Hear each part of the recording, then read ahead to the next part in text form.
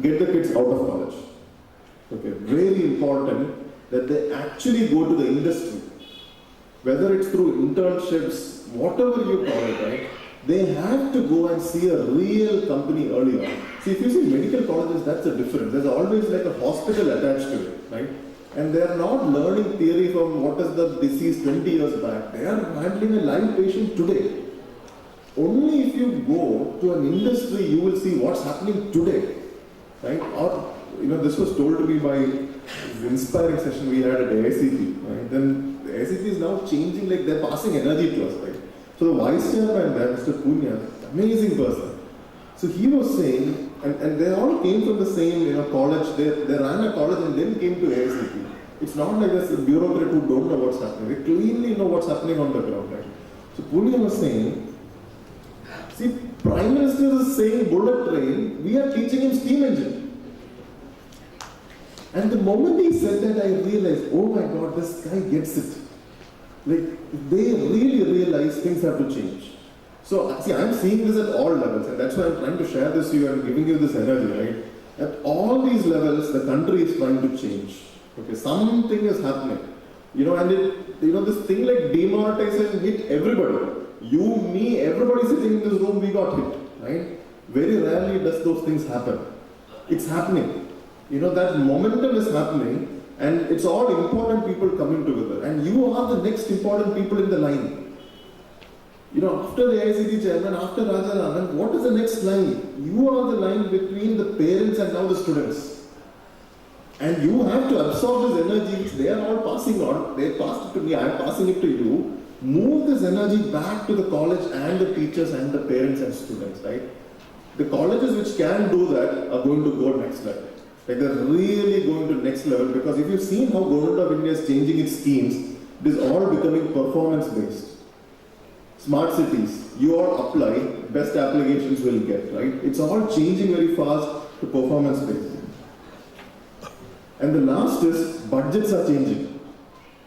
Budgets are really changing. For the last 25 years, Department of Science and Technology, which funded incubators, had a budget of 40 crores. One single year, last year, the budget changed to 180 crores. It jumped from 40 to 180, right? Niti Aayog suddenly has a 1,000 crore budget. So money is starting to flow, and they're waiting for applications for people to apply. But if you have to apply, you have to have something on the ground. You can't just like send, fill the form and send no. Like you have to show at least one case study. And that one is not hard is what I'm saying. So the secret is very simple, right? You have to prepare kids for jobs of the future, and you have to help build them startups. So that's it. 45 colleges from Tamil Nadu had entries. And I'll read names of some of those colleges. PESY Engineering College Madurai, EGS Pillai Engineering College Nagapatnam, RMK Engineering College, Natko Schlag Engineering College Shivakashi, Kumaraguru College of Engineering, Dhanlakshmi College of Engineering, PSG as you know. And one team from Shastra University is already part of the Startup Village program. And they're learning how to build a real startup. And in the 6th month of the program, they all go to Silicon Valley. They spend 1 week at Facebook headquarters. Not Facebook India, Facebook US. They go and see Stanford University, they go and see what's happening in Google, what's happening in all these large Silicon Valley companies, because you need to give this exposure to them for them to get inspired and come back and do this. So the last few things I would want to say is something that I've noticed. I've seen that, as Indians, right, and I think it's a general human tendency, we have this thing called the eye cannot see the eyebrow syndrome. Right? Our own eyes cannot see our own eyebrows. We are constantly looking for external validation. We are constantly looking for people from outside to come and tell us we are good. As leaders, this is not required.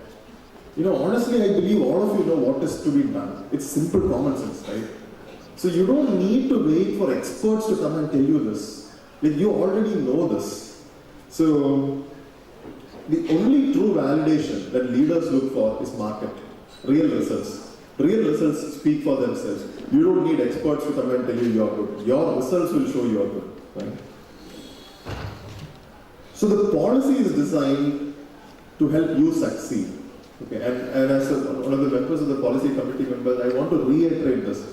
This policy is not set in stone. It's not like we suddenly found the best policy ever. We have not. The policy was chaired by Dr. Akshay Agarwal, who was the Vice Chancellor at Gujarat Technical University. So it's a university-led policy, which AICT has adopted. All the things we've currently written in the policies have been absorbed from ground results. More and more as you engage and do things on the ground, you will have doubts. Please free to ask me, Chairman, Sanjay Nanda, all of us, we are all accessible over email. You don't need to send one letter and wait for 20 days. You send us an email, we respond fast. There is a small team inside AICT doing only this right now. So it's not a part-time activity at AICT. There's a team at AICT whose only job is to respond to colleges' responses very fast. And once we see patterns of responses, we can give clarifications, make changes to the policies based on your inputs. So I want to assure you that at AICT, we are a very flexible group right now. And all your inputs are what we actively seek. We actively plead you to come and talk to all of us and give your inputs once you start executing so that we can empower you to be successful. So because the policy will only succeed when you become successful.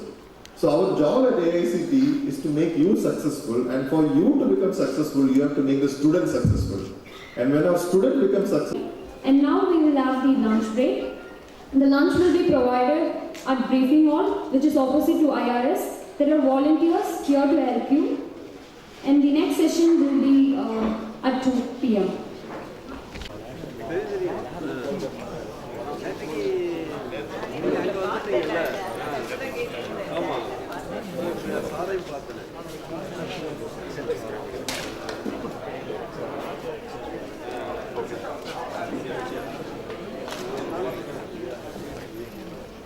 Okay, cool. So I hope you guys carry on like that. We'll give it to the next guy. Yeah.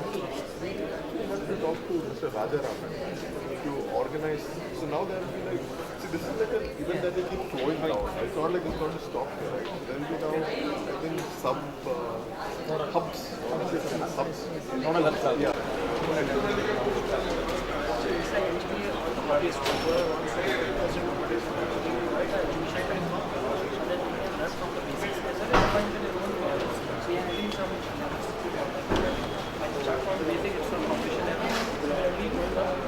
This kind of kit is designed for a 8 year to 10 year old kid.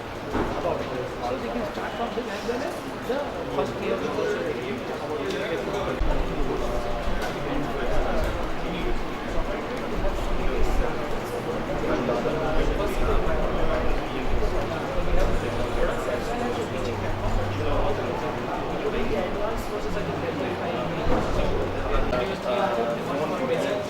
architecture, climate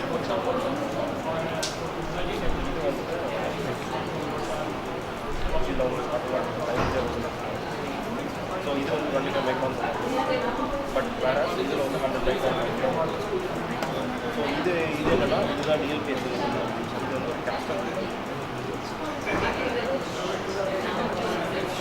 so other is complete so either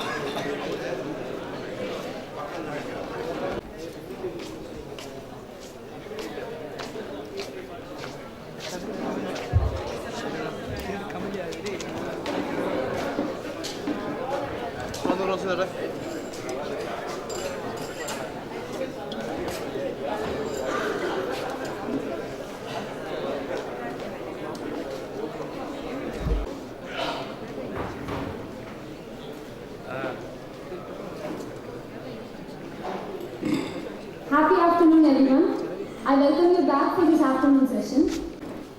Now, the presentation by Ms. Vishnupriya, Regional Manager, National Entrepreneurship Network.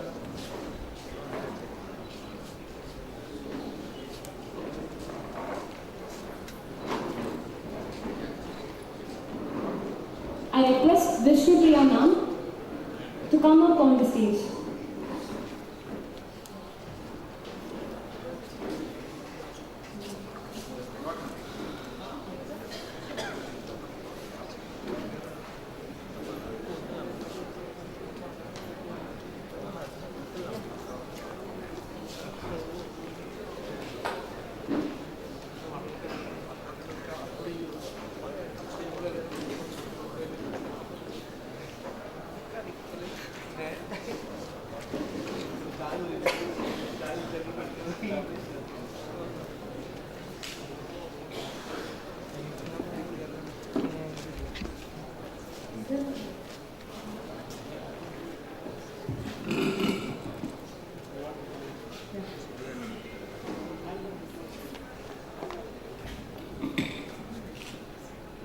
Sure.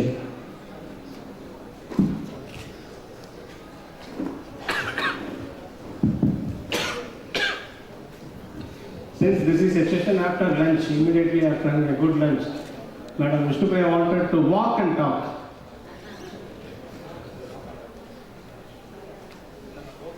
Good afternoon to all of you.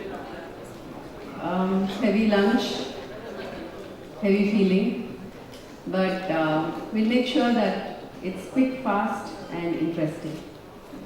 I am coming from Barbani Foundation, and how many of you are aware of Barbani Foundation? How many are using the NEN course material? Can you just put your hands up, please? Oh, that's almost all of you. Great. So I don't need to go too much into the introduction. We are from Barbani Foundation, and we are in the space of promoting entrepreneurship education. This initiative was started in 2003 by Dr. Romesh, who is now based out of the Silicon Valley. He is from IIT Mumbai and then went on to Stanford. What he actually found lacking in our Indian students when they were coming abroad was their practical knowledge of doing things practically.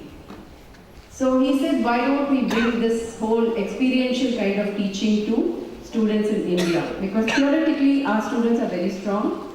Experientially, the whole academic schedule is so theoretical that that's where the lack was. So that's how we started Barbani Foundation in 2003.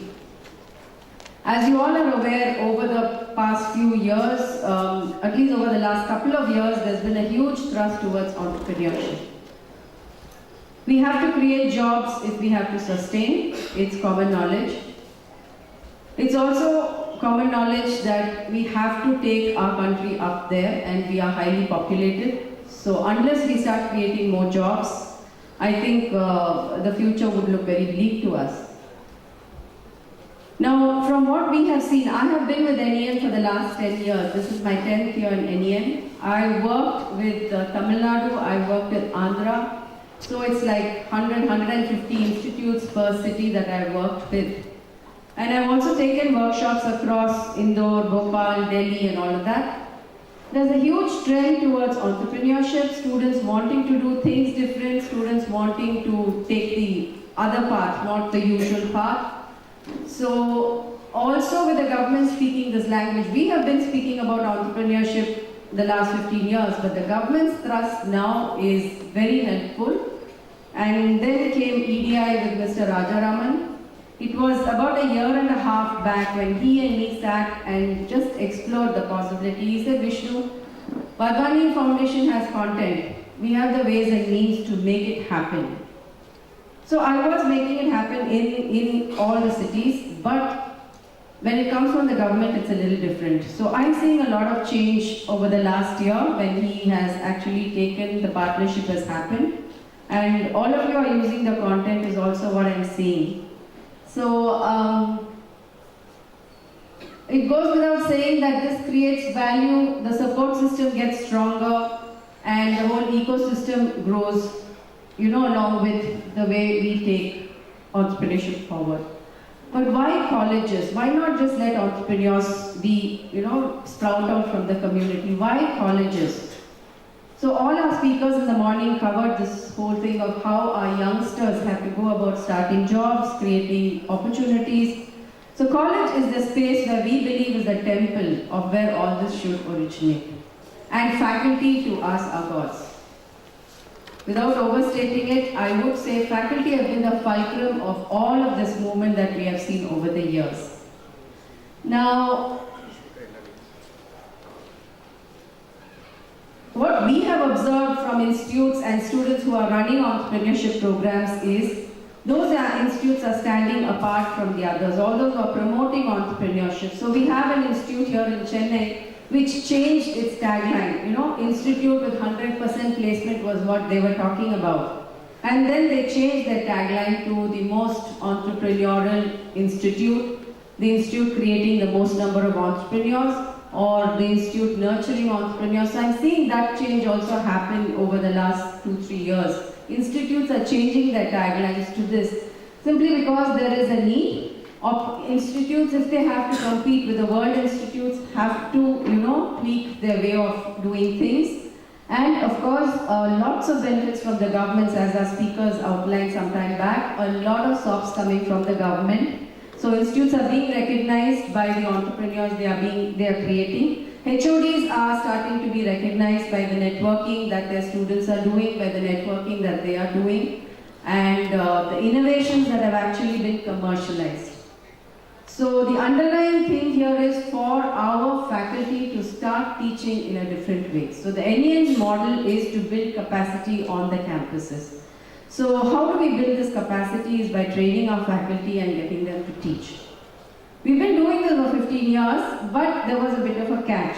Like our speaker also said, students are coming and saying, no ma'am, we don't want the same faculty to teach us entrepreneurship. Faculty are coming and telling us, Vishnu, I've never done business, I've never experienced business. I mean, I don't feel very comfortable taking this whole, session.